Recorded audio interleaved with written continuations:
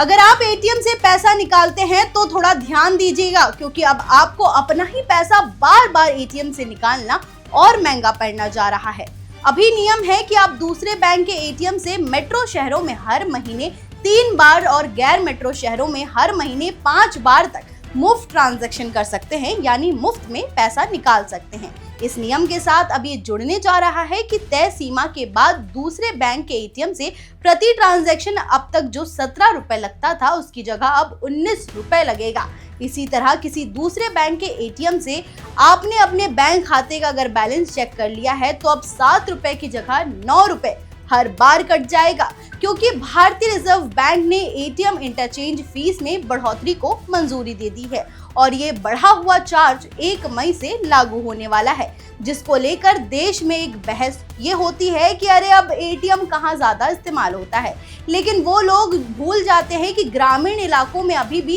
ATM से बार बार सीमित पैसा निकालने का प्रचलन है, जिन्हें अब 1 मई से अपना ही पैसा निकालने के लिए ज्यादा चार्ज देना पड़ेगा। मुमकिन है कि आपको लगे कि ये नियम फेयर नहीं है, आपके हक में नहीं है, लेकिन मिनिमम बैलेंस को लेकर भी बहुत ज्यादा सतर्क रहिएगा, क्योंकि 2019 से 2023-24 के बीच 12 सरकारी बैंकों के आंकड़े को अगर हम देखें तो मिनिमम बैलेंस मेंटेन ना करने की वजह से, यानी कि जो न्यूनतम राशि होनी चाहिए बैंक अकाउंट में वो ना मेंटेन करने की वजह से लोगों से जो पैसा वसूला गया है वो 8,500 करोड़ था, और अब जो नियम में बदलाव हुआ है ये राशि ऊपर से और उस पर जुड़ जाएगी।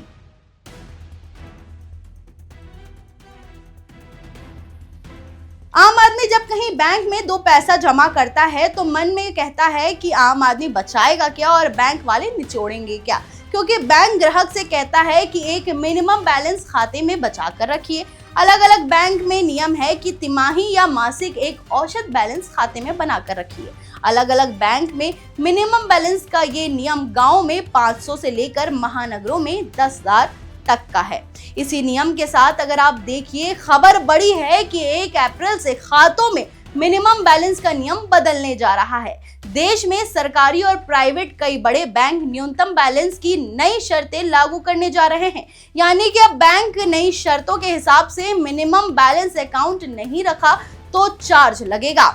देश में कई लोगों को ये लग सकता है कि अरे बैंक वाले कोई बहुत ज्यादा पैसा थोड़ी ना काट लेते हैं, थोड़ा सा ही तो वो चार्ज लेते हैं। उन्हीं लोगों के लिए ये रिसर्च है, जब जनता के बैंक खाते में मिनिमम बैलेंस के नीचे पैसा जाता है तो कैंची बैंक की चलती है, जिसका ये नतीजा रहा है कि भारत में 12 सरकारी बैंकों ने 5 साल में 2019 से लेकर 2020 तक और 2023-24 के बीच 8,500 करोड़ जनता के खाते में मिनिमम बैलेंस ना होने पर चार्ज के तौर पर वसूल लिया था, जिसमें 2019-20 में स्टेट बैंक ऑफ इंडिया ने 640 करोड़ जनता से लिया है। हालांकि उसके बाद एसबीआई ने अपने मिनिमम बैलेंस वाले चार्ज को लेना बंद कर दिया। वहीं इसके बाद पंजाब नेशनल बैंक की बारी आती है। पंजाब नेशनल बैंक ने 5 साल में 1538 करोड़ का चार्ज आम लोगों की जेब से काटा था। बैंक ऑफ बड़ौदा ने 5 साल में 1155 करोड़ जनता से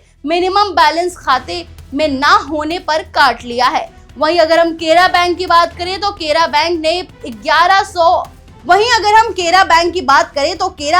1157 करोड़ जनता से लिए हैं, तो बैंक ऑफ इंडिया ने 827 करोड़।